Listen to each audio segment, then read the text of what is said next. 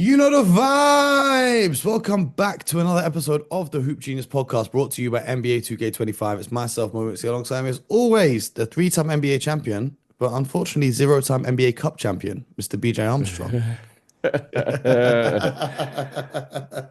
Facts, Mo. Big facts. Yeah, Big facts. Big facts. yeah. How you doing? How you doing today? How you doing today? Man, I'm here talking basketball with you. I'm blessed. I'm blessed. I'm a little Well, bit tired. I'm a little bit tired.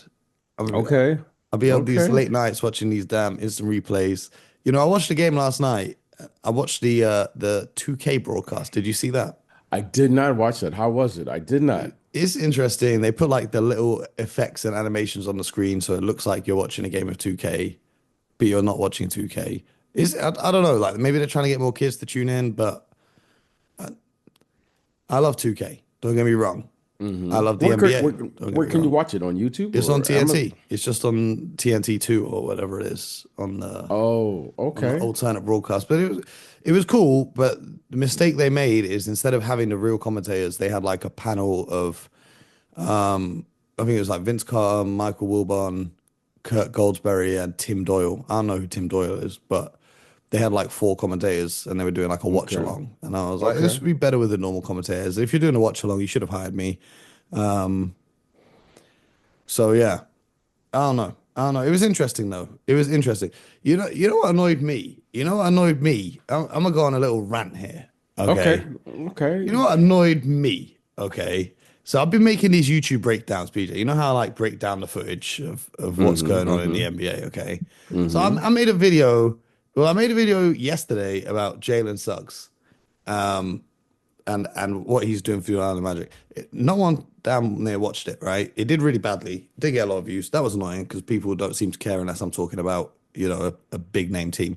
But the one that annoyed me is I did a video the other day about the Denver Nuggets, okay? And it was about how Russell Westbrook is impacting the Denver Nuggets and the little things he's doing to win basketball games. And it did really well. You know, the Nuggets fans showed a lot of love to the video. I got one comment on the video, yeah. Dave Crosby Q57 says every single advanced statistic measure shows Westbrook is an awful player and killing the Nuggets. This dude clearly doesn't know expletive about basketball. Dave Crosby, you little nerd. Like, I like nerds. I could be considered a nerd myself. But if your basis of whether someone is good at basketball or not is every single advanced statistic, you are an idiot because basketball is not about advanced statistics, right? You can watch the thing and make your spreadsheets and look at your charts. And I feel like a real old head saying this. But if you can't clearly see a player making a positive impact on a team, I don't give a shit what the numbers say. Excuse my language. But I don't care about the advanced statistics. There's no way on earth you're going to come here and tell me that Russell Westbrook is a bad basketball. You could say he's a bad shooter. Now, I accept that he's a bad shooter. But there's more to the game than shooting the basketball from behind the arc. There is more to it than this. Matter of fact, if you actually look at the advanced statistics, I can find you statistics that show Russell Westbrook is an impactful player. But the fact that there's fans out there who clearly aren't watching the games, who went onto a 12-minute video and just obviously didn't watch the video, and they're basing things off of Excel spreadsheets, I just think, I just think it's ridiculous. I just think that's pretty pathetic. Dave Crosby, you should be embarrassed of yourself because if that's your way of judging players, I suggest just watching the games with your eyes and seeing what's happening out there on the court. But Hmm. that's my rant. That's my rant. Dave Crosby, you're a Okay. waste, man. That's my rant for the day. You know what I'm saying? Okay. You know what I'm Okay. saying? Like every single of those statistic tells me Russell Westbrook's bad. So Russell Westbrook's bad at basketball. No, he's not. No, he's not. He's a Hall of Fame player. And guess what? He's 36 years old, and he's the only guy out there who's diving on the loose balls. Or when the rest of the team gives up on a play in transition, he's the only one hustling back to try and contest the shot. That don't show up on your damn stats. But maybe try watching the games. Anyway, speaking of watching the games, the NBA Cup last night. Did you see Trae Young shooting dice over the Knicks logo at half court in Madison Square Garden after the Atlanta Hawks took the win? I did watch the game. I did not happen to watch Oh, that that was part just of the like the game. last few seconds of the game when Oh, when it was the buzzer going off. oh. I don't know whether he was paying homage to Vegas or what he was doing with that. But Trey likes to get a little disrespectful in Madison Square Garden. The Hawks had a great game. Defense really impressed me for the Hawks. That's not something we often say about Atlanta's teams, but the defense was really good. They did their thing. What was your takeaway from this one? Well, when we talked about this game yesterday, I always get concerned when I played as a player, when I was an executive, when there are multiple guys who are capable of scoring 20 or more points off the bench against an opposing team. That means you're pretty good. Okay. And I always get concerned when I see teams able to have multiple guys who are capable of leading you in scoring on any given night. And the reason I'm saying that is this kid, DeAndre Hunter, has figured out something now. Okay, now he's figured out something now. Now, Mo, he has figured out how to score 20. He's done this now multiple times this year. And we're fairly early in the season. Now, Mo, you have to really game plan to say the following. They have 6, 7 guys because they also got Bogdanovich sitting over there, and he's capable of scoring 20 or more points off the bench. Okay. So now, Mo, with this, I have to really reevaluate this Atlanta team. Now, we're right around that 25 game mark, right? We're somewhere there. And now I have to say the Atlanta Hawks, their depth is what's carrying this team. So DeAndre Hunter comes in last night. He adds what, 24. 24 points off the bench in a big game, right? We're talking about these cup games. And And Anacongo suddenly, gives you a double-double. yeah, and you in addition to that, Clint Capella also gave you a double-double. Yep. Okay. So now you're saying this team has depth. They got 7, 8 guys who are more than capable of contributing on a nightly basis. I think that's hard to prepare for because you just can't defend for the entire 48 minutes one way. Because when DeAndre Hunter comes in, you got to change. When Bogdanovich comes in, you have to change. When he changes, are they going small? Are they going big? Are they athletic? We know Trae Young is always a capable scorer when he plays, but he's doing a really good job of distributing this year. And now I see why. So this team, offensively, they're really good. And defensively, they're playing better, just like you mentioned. So I'm going to give them, a little credit for what they've done up there. They are playing the game. They're playing the game in a way that says, you know what, this team, they have a core now. Remember before the season, I told you the player to watch for most improved. I picked Jalen Johnson. 21 points, Yes. 15 rebounds, 7 assists, 2 steals, and 2 blocks. Mm-hmm. He's Mm-hmm. cooking. Yeah. He's cooking. Yeah. And then you Yeah. mentioned Capella. Capella and Okongwu at your center position. You then get 23 points and 24 rebounds from your starting center and your backup center combined. Love it. That's pretty Love it. good. Now, Love Cat it. gave them 19 and 19 for the Knicks starting, but Precious gave them 2 and 5 off the bench. So, like the Knicks, all their stars scored in double digits. The Hawks, Ricochet and Dyson Daniels had quite quiet nights offensively, but they got that push from the bench and they came away with a win.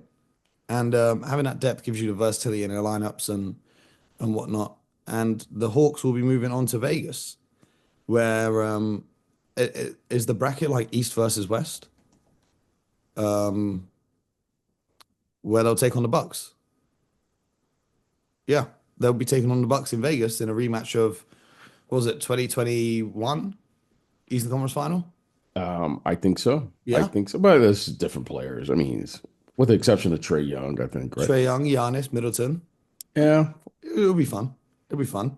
Over in the West, though, the Thunder, who won the other night, will be taking on the Houston Rockets, who got a very close win against the Golden State Warriors. A low-scoring game, 91 to 90, decided by a referee's call at the end. It was like a loose ball foul or something, and Steve Kerr is furious, and so on and so forth. That's the nature of cup games, I guess. They call it the magic of the cup. That's what they say in football in the FA Cup. Oh, is that what Um, they call it? what, what Okay. what did you think about that game?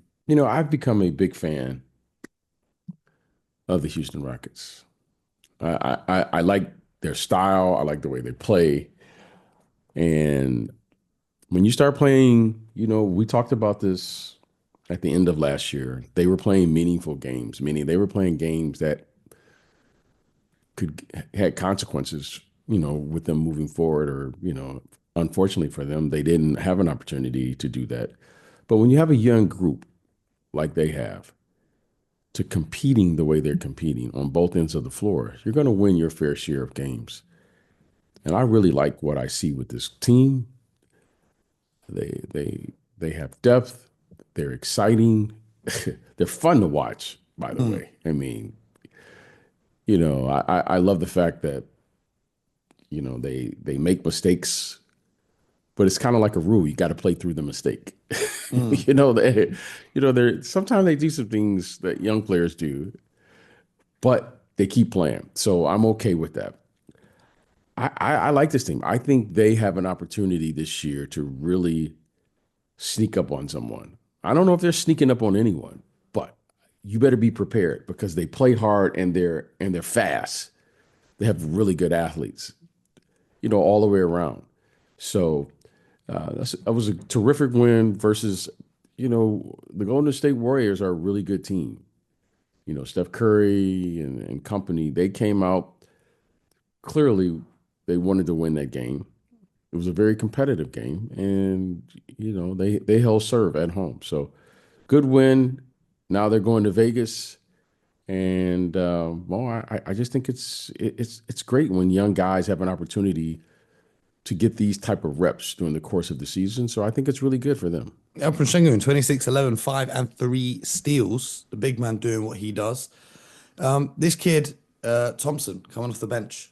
Yeah, yeah, Eamon yeah, Thompson, I had to just check that was the right twin, might be one of the best athletes in the NBA, just from a purely yeah. athletic standpoint. Like you see what he does on the court, and it's just an insane level of athleticism. I think he has a chance, Mo, to be a star player. I really do. I think he has that level of athleticism. He's a much better defender right now than he is an offensive player. I think he's going to improve as an offensive player.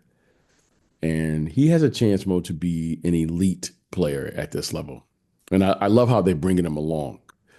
And when he's ready to carry that level of responsibility with his talent, I think he's going to be one of those players when you say, who's going to have a breakout year statistically, I think he's going to be one because Mo, he's going to improve offensively, no doubt about it. But defensively, Mo, he's a lockdown defender. I mean, he does that naturally.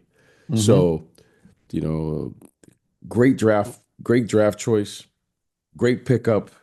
And you can see that he is carrying more responsibility.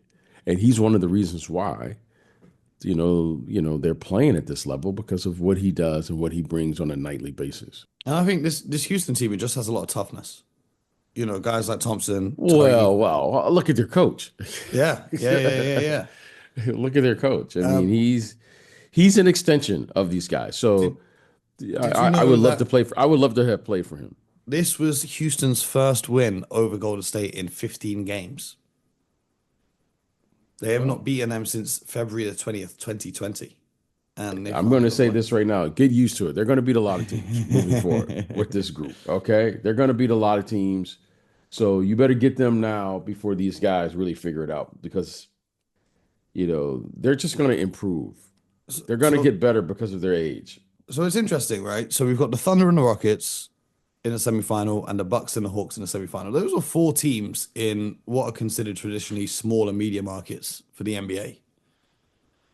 How do you feel about that? Because people always talk about ratings. I don't know why NBA fans have this obsession with TV ratings and whatnot. If you like basketball, you want to tune in, you'll tune in.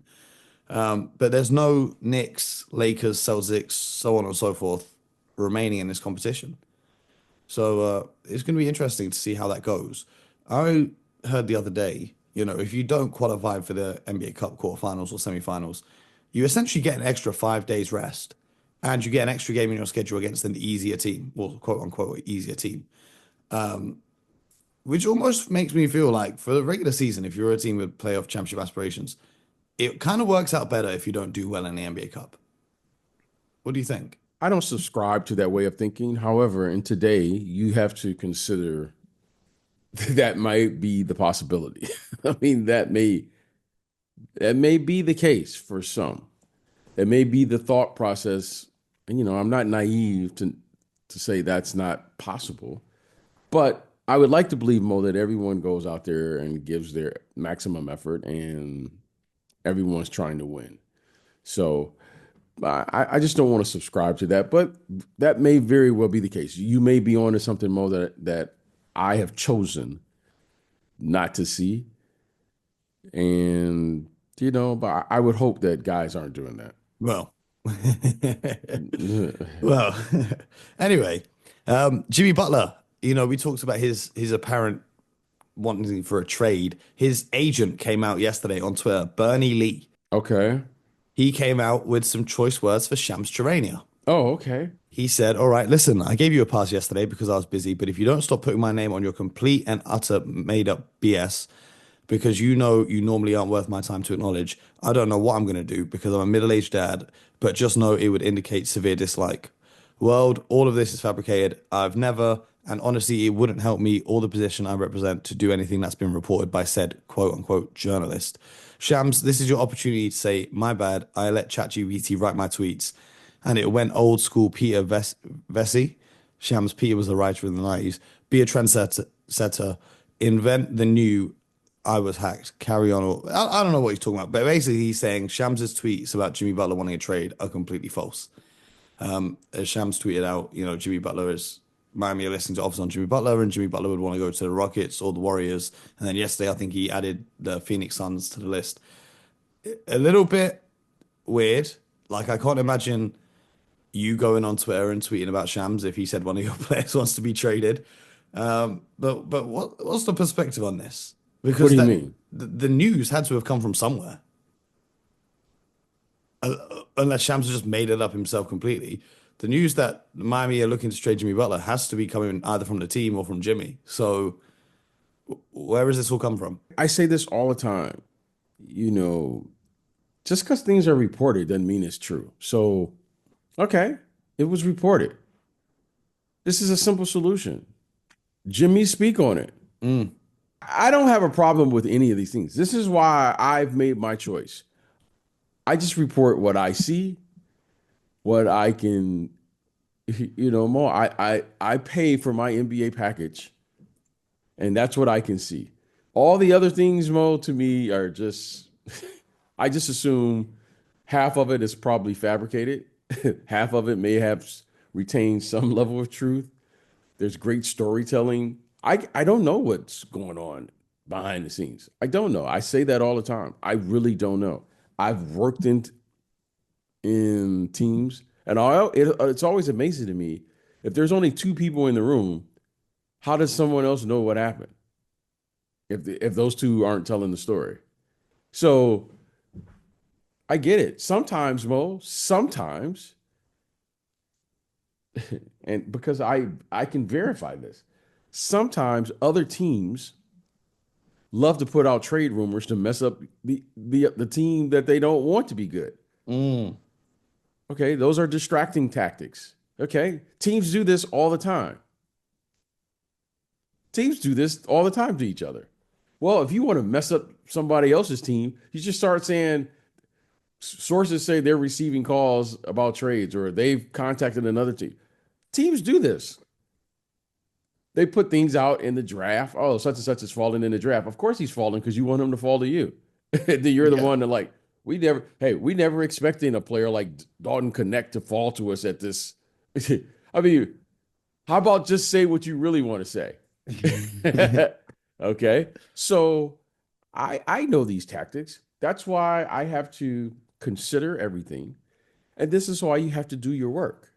Look, let's just call it like it is. Winning covers up everything. If the Miami Heat goes on a 10-game winning streak, you think this is going to be in the headlines or in the conversation? No, it's not. So I'm not going to be concerned about it. Whatever happens, happens. I've been around long enough to know they're very they're very creative people in that front office when it comes to things like this. Okay. When it comes to things like this, some of them are really good. They may not be good at other things, but they're good at this. So I cannot take this. And this is why, Mo, I watch the games. Hmm. Because I watch the games, Mo, it's obvious about trade rumors. It's obvious about who needs help. I'm not some kid who gets on one of these sites and starts putting up salaries to figure out who should be traded. No, I actually watch the games. And when you watch the games, you begin to see trends evolve, emerge. You begin to see which teams are displaying bad body language. But more importantly, you see it for yourself. So, thanks for the rumor mills. Thanks for the rumor mills. However, verify it. And if I'm sure if one thing with Jimmy Butler, if he has something to say, he'd say it. Yeah, he'd call Rachel Nichols and do a sit down interview. He would say it. So why am I sitting here? And I'm not discrediting what was reported because again, some of these guys are very clever. They're very clever. And they're competing. They will tell you, "Hey, what do you got going, man? I'm just working the phones." Well, what are they doing? Working the phones means they're trying to gather and utilize information to get an advantage. That's what that means. Hmm. So, okay, are the Miami Heat distracted? I don't think so. But hey, I'm not worried about what people are saying outside the locker room. And if I wanted to be traded, what's wrong with that? Players do that all the time now. That's nothing new. It's nothing new. So why are we allowing someone else to talk when the player is right there? Yeah, just ask him. But then Just they'll give ask you the them. PR answer of no, I'm happy here and da da da da da da da. Well, okay. Just like the other guy, we reported what he said. Okay, this is what Jimmy said. Oh, we don't want to believe the player. Oh, is that what you're saying, Mo? I don't know. I don't know. Okay. All I see is Brian Windhorst is saying that Jimmy Butler and LeBron James are the two stars on the Warriors' radar. Okay.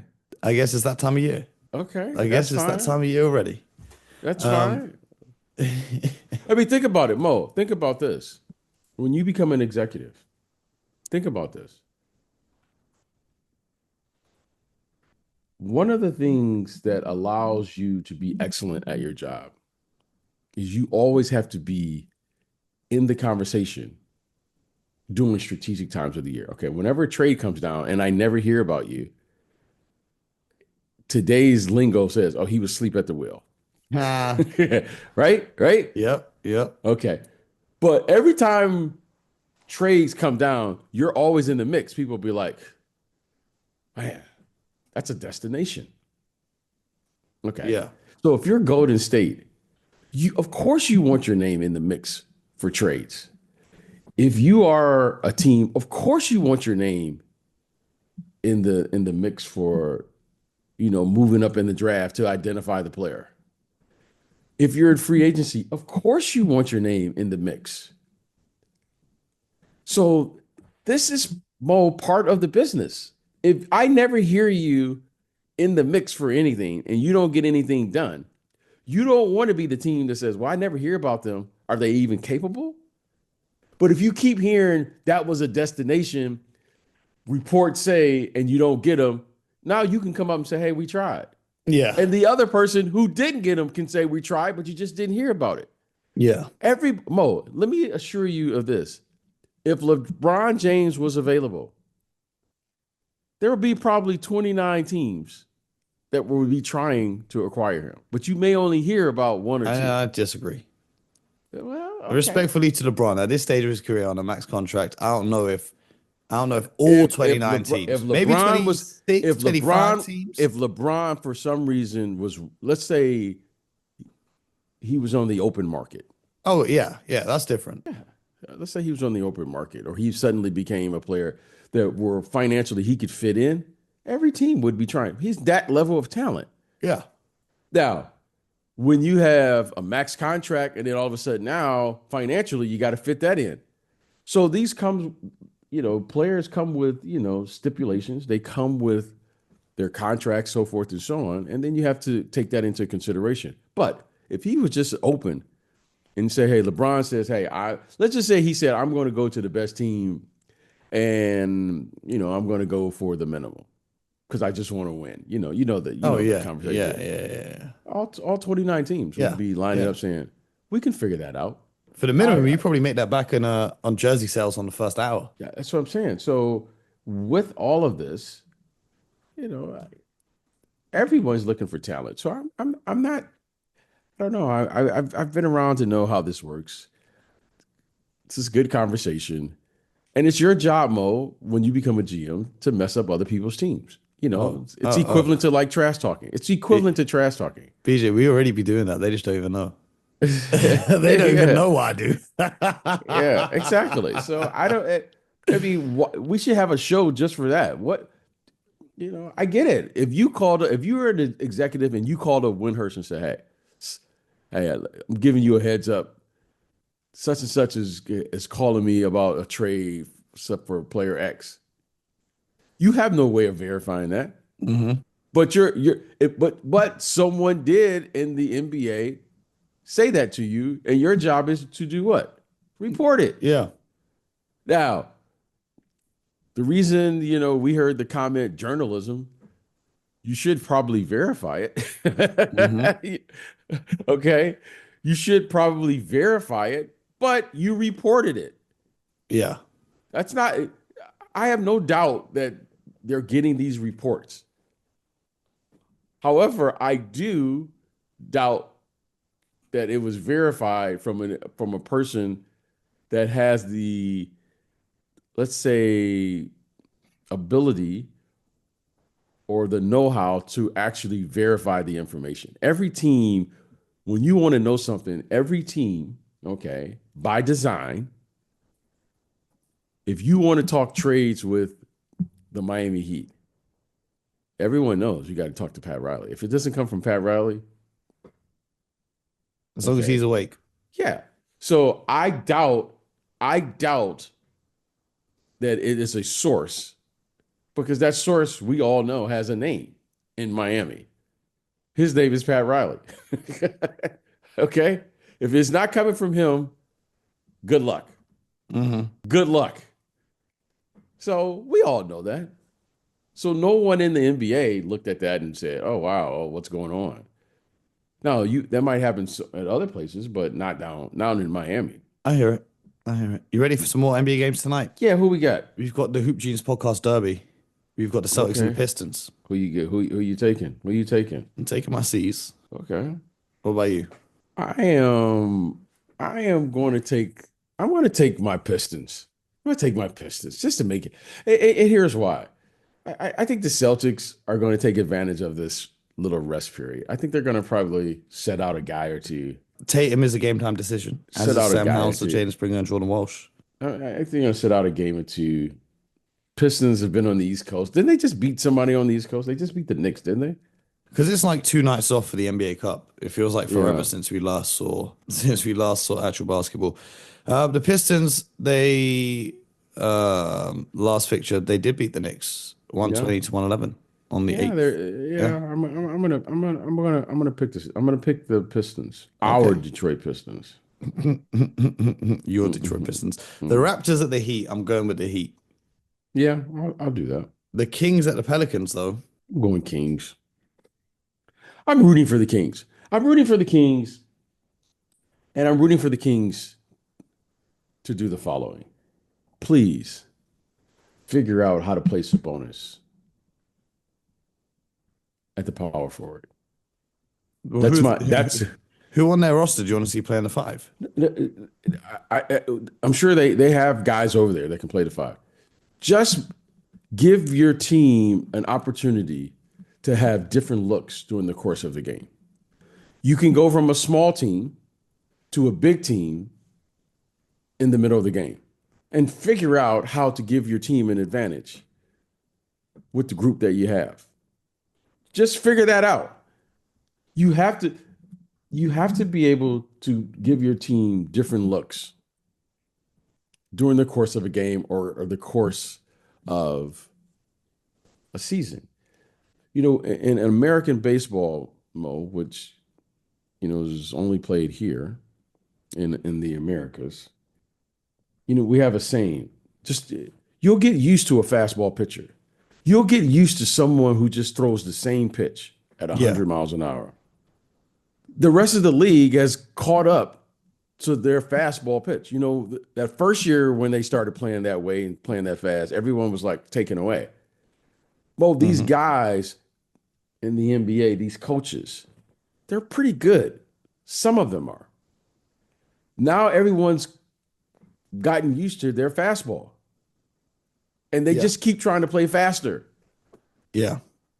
Sacramento, you have really good players. You don't have to just, okay, that's your style. You prefer to play fast.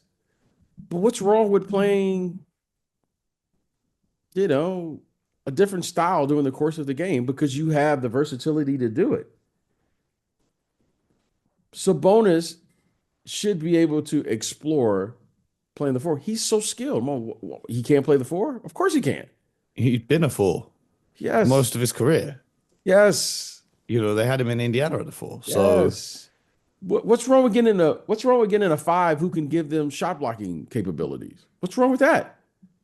it would be Bo, just nice. what's wrong? Give yourself an opportunity to play whatever style is available, you want to be able to adjust and you want to be able to flow during the course of a game. So they're too good not to be. Are they 500? Are they 500? Because I picked them to be in the playoffs. They're 12 and So 13. They're 12th yeah, in the so West. yeah, they should be better. This team is, I mean, De'Aaron Fox is what scored 60 points or so in a game or something. You got Sabonis All-Star, DeMar DeRozan All-Star, Malik Monk, six man of the year. Did he win six man of the year or is he was six man of the year candidate for sure? Yeah. They're too good to be hovering around 500. This is a really, really good team. They can score. However, their style is going to have to adjust during the course of the game, especially when they play against the elite teams. I hear it. I'm a little bit worried for the Kings because that Western Conference is tough, and we were talking about which teams aren't going to make it to the play-in or the playoffs, and Right. it's looking like them at the moment. But we'll see what happens in tonight's game. We'll be back tomorrow to wrap it all up and end your week the right way with the Hoop Juice podcast. So make sure you subscribe to the channel, YouTube, Spotify, or wherever you get your podcast from. And until next time, get buckets.